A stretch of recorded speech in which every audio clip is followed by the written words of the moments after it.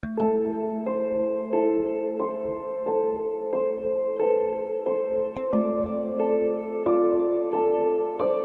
you very much. Wow.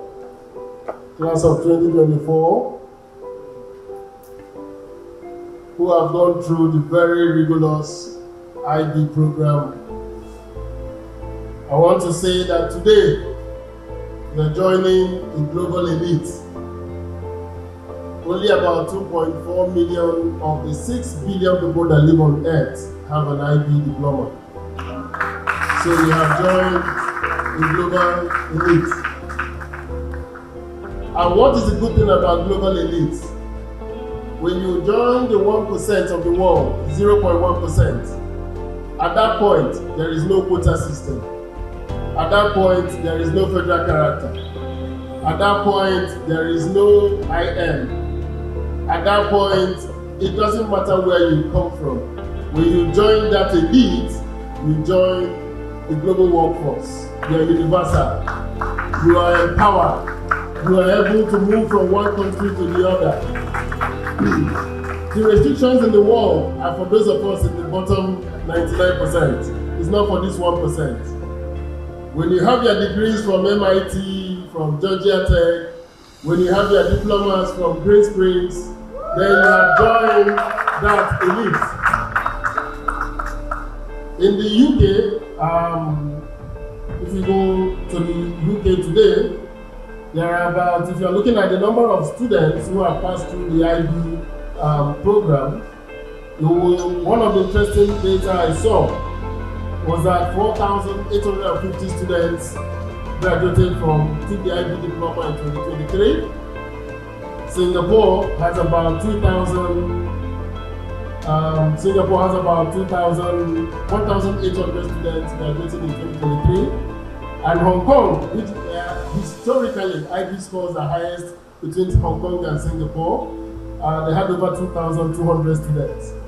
But Dubai is pushing along and now has over 2,400 students graduating with IB. And in Nigeria, only 2 schools are able to give you IB diplomas in Nigeria. So, the 36 of you who are graduating today, and I'm not sure how many American schools is graduating, so less than 100 of you have IB diplomas from Nigeria. Shout out to yourselves.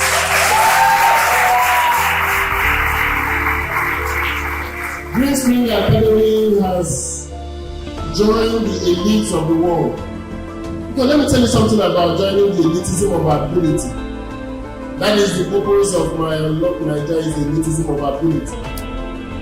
But before we proceed to my key message to you today, I want to seek a favor.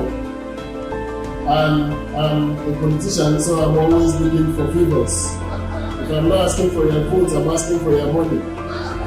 But this time, I'm asking that we go back to the national anthem and take the third stanza of that national anthem, so that when you go around the world, you will go with that key message. And that message is the message I want all Nigerians, you young people as you are living, to internalize this message. Can we please stand and take that third stanza?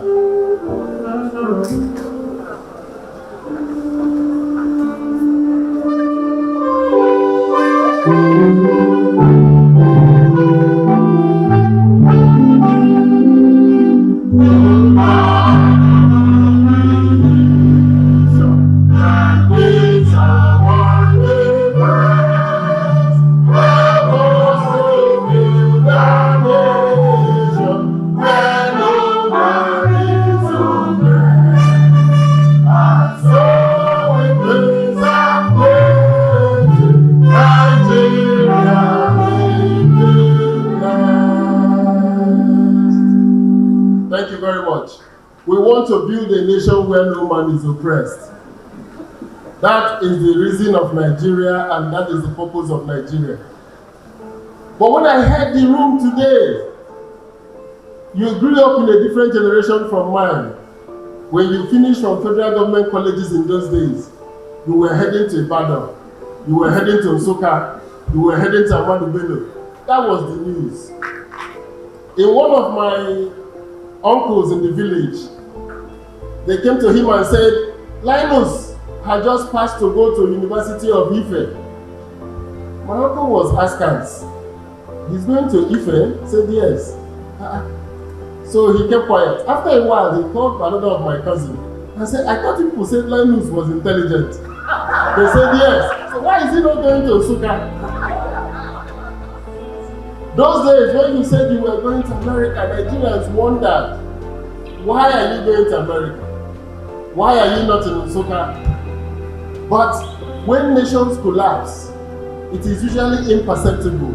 It takes about 20 years, 30, before you see the impact of collapse.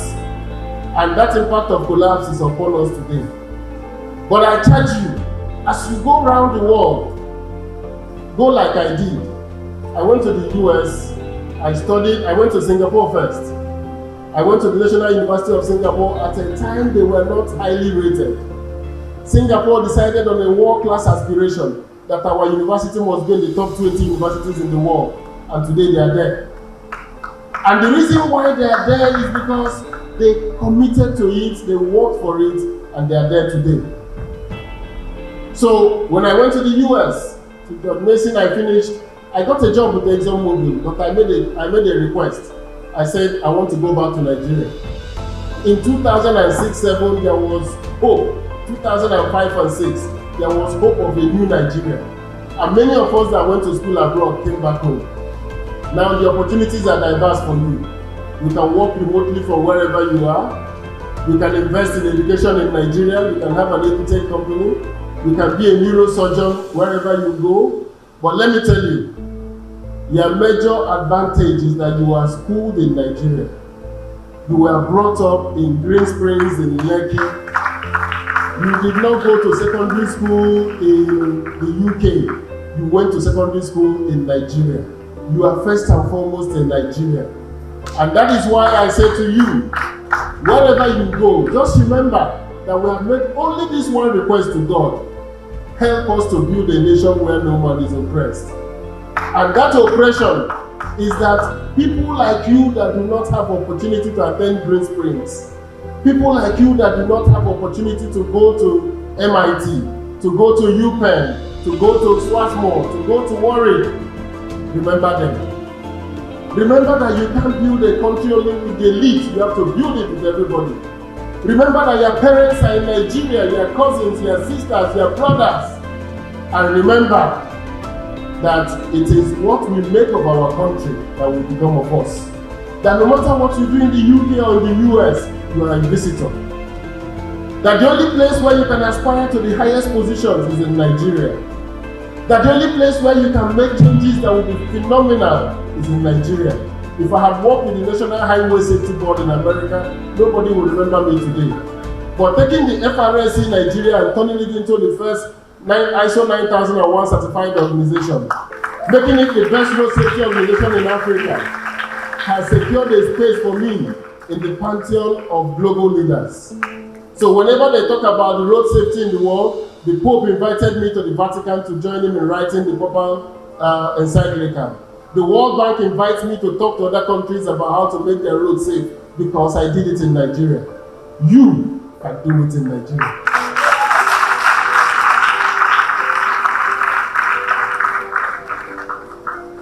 I have told two people that there are two Nigerias today.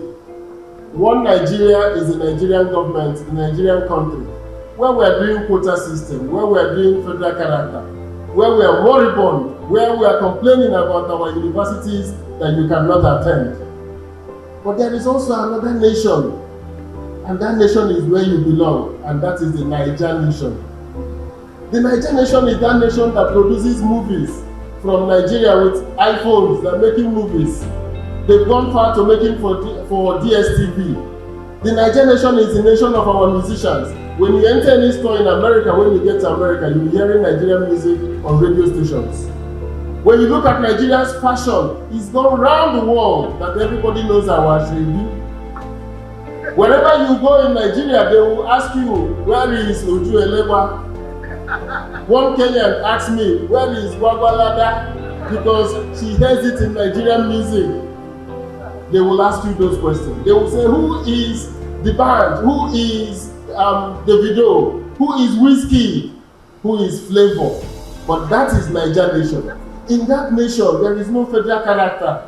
There is no quota system. And that is the nation that Greensprings have put you inside. We are not talking about federal character here.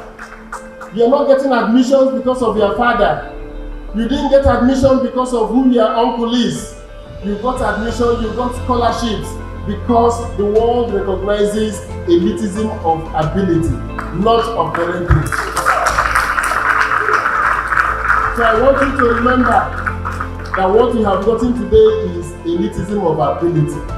When you get in positions, please do not bring your cousins and brothers who will not measure up. Make it possible for others who have ability to climb like you did.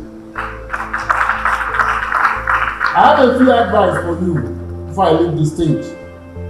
The first one is that I want you to know the virtues that I have come to develop. I call it the Chidoka Principles. And I developed it out of my Igbo worldview, out of my Igbo society. I was born in Enugu. I grew up in Enugu. I went to primary school, secondary, university. I finished from UNN before I came to Abuja, before I went across the world looking for knowledge. But my worldview is Nigeria. And the first thing I want to remember is that we have a concept of Uche, which is knowledge, intelligence, wisdom. Wherever you go, apply that wisdom, apply that discretion, apply that knowledge that makes us Igbo. When you meet your friends from India, they will have gone to IITA in India, and they have come to Harvard. When you meet your friends from Singapore, they will have gone to the National University of Singapore, and they are coming to MIT. When you meet them, they are Indians. They are Singaporeans. They will not greet you the way an American will greet you. They will greet you the way a Singaporean will greet his elder, the way an Indian will greet his elder, the way a Korean will do so, the way a Japanese will greet. They are not Americans, they are Japanese, because they are applying Uche. They are applying wisdom. They are applying knowledge in what they do. They remember where they are coming from. The second principle is Uchu, the concept of hard work, perseverance. Why Nigerians do well abroad? We have a disproportionate number of Nigerians in the Ivy League universities compared to other Africans. Because here, we struggle. We suffer for everything. That struggle is not a bad thing. It is what prepares us for resilience. It is what makes us strong. So wherever you go, the IB has taught you to be diligent and hardworking. Do not let go of the concept of hard work. Always work hard. Hard work pays. What kills is laziness. Hard work does not kill. It is laziness that leads you to poverty. It is not working hard that leads you to damage yourself in a manner that leads you to what all the issues that people complain about today. But if you work hard and if you have Uche, you will be resilient. The last one is the fear of God. Character is king. I used to tell a friend, anybody that I will have to sign series of big agreements to do business with, I will not do it. Because you can't make a deal with a bad person. It never works. Please, do not marry a bad person. Do not make friends with bad people. Those people that are constantly undermining the other. Those people that do not see good in anything else anybody else has done. Do not suffer from optimism bias. Don't think that your case will be different. Do not suffer from optimism bias. Most Nigerians think that their case will be different. Who are you? Your case will not be different. Please, make sure that you go along with only people that share your worldview. Character is key. Why Nigeria is failing is because we've elected people without character. Once you have character, you will think about others. The highest form of development in the world is consideration for the other person. When you go onto a toilet and you finish washing your hands or doing whatever you do, you remember to wipe it for the next person coming. That is development. When I entered the gate of Greensprings and I saw the green lawns and I saw the clean environment, that is development. Development is not Gucci. It's not Balenciaga. You can wear it and be an animal.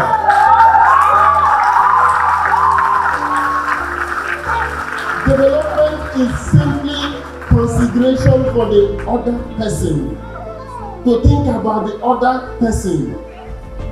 So wherever you go, remember the fear of God. I'm happy that all the people that spoke here spoke about God.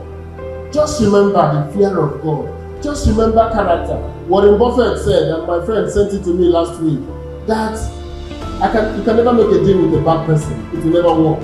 Because they are litigious. They will go to court against you. From the day they are signing the agreement, they are planning to go to court. But you, being a good person, you are thinking you are dealing with a good person. Character is king. Any country without men of character will be a country of failure. So wherever you go in life, take your character. There are 3 things I think you must eschew in your life as you go. Again, it is built from my Igbo worldview.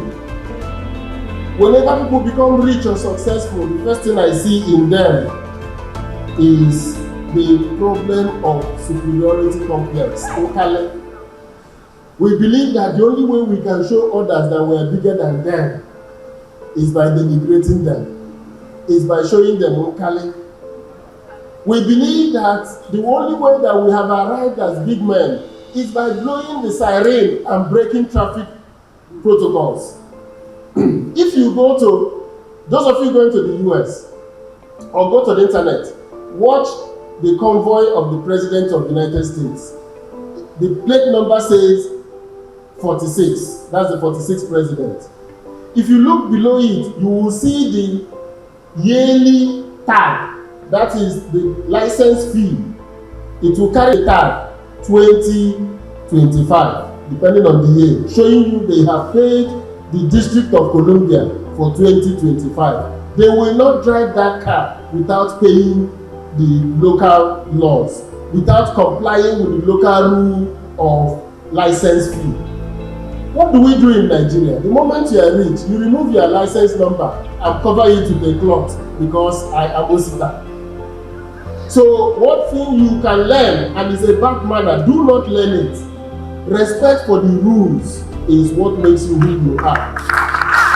President Trump is facing trial by a district attorney in Georgia. That is, a district attorney in Lekki is charging former President Jonathan. I don't know if you can imagine it. A district attorney in Lekki, in a local government in Lagos.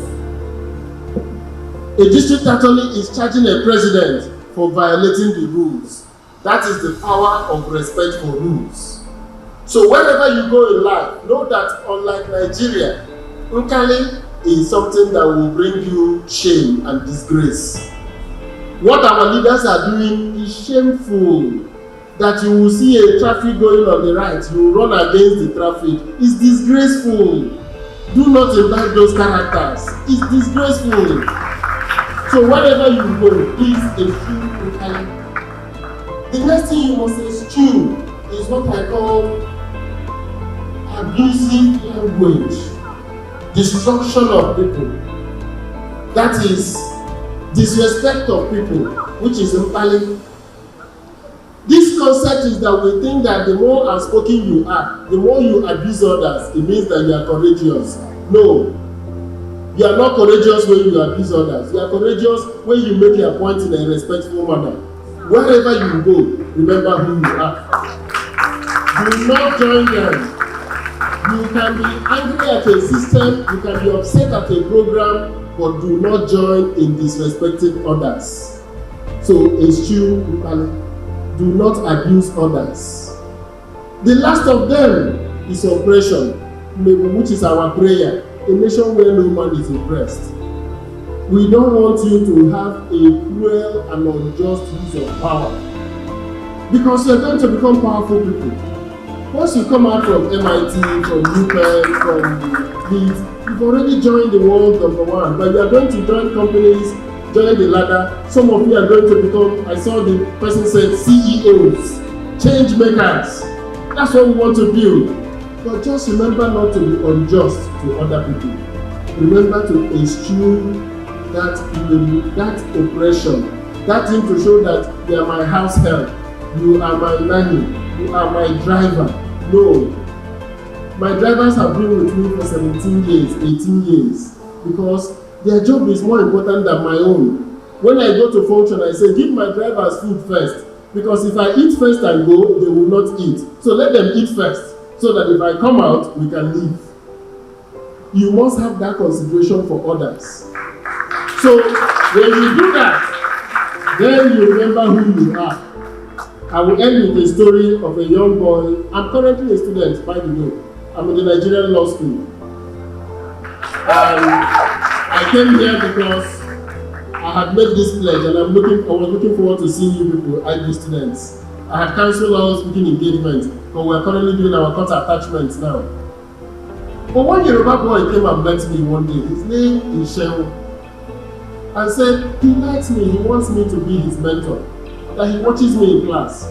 So I said, no problem. That I have a mentorship program on Facebook. It's called Mekaria Mentorship.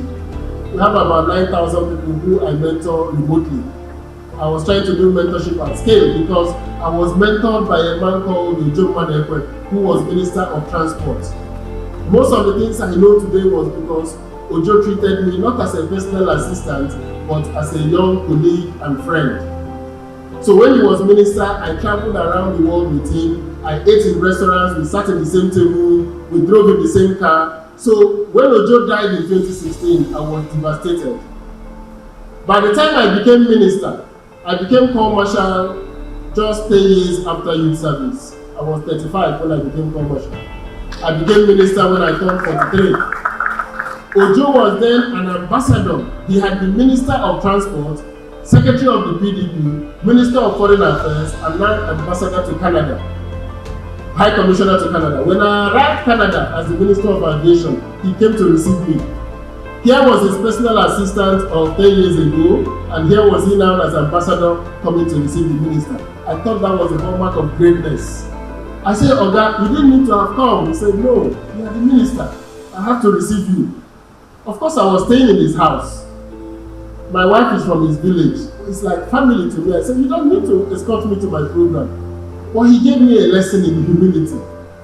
So when he died, I was devastated. So I said to him, go to Facebook and join my Mekaria mentorship. So the following day, he came back to me and said, sorry sir, I didn't know you were a former minister. I just saw you in class and liked you. I like the way you sit. And blah, blah, blah. So I said, well, that's not important. Just join the mentorship. So one day, I was going for a program, and he said he would go with me to that program, an Athena Center program. After the program, I took him back to my house. We had lunch. He's like 23, 24.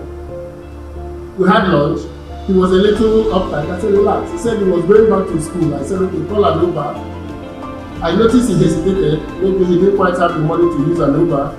I said, don't worry, I will send you money to pay for the Uber. So I sent him money. When he got the alert, he came to me and said, I'm a Yoruba boy. We prostrate when we greet our elders. So you always prostrate when you greet me. So he went on all fours on ground. I said, stand up. I said, I hope my son will tell somebody someday, I'm an Igbo boy. I'm expected to do this. Because you have just celebrated who you are. You have shown the world who you are. These words that preface to your action. I am a Yoruba boy. I am expected to behave like this. I wrote about it on Facebook and it got almost 1 million views. Because I said, this is the Nigeria we want to build. So wherever you go, tell people, I am a Nigerian. I am a Greensprings graduate. This is how we are expected to behave. Thank you very much.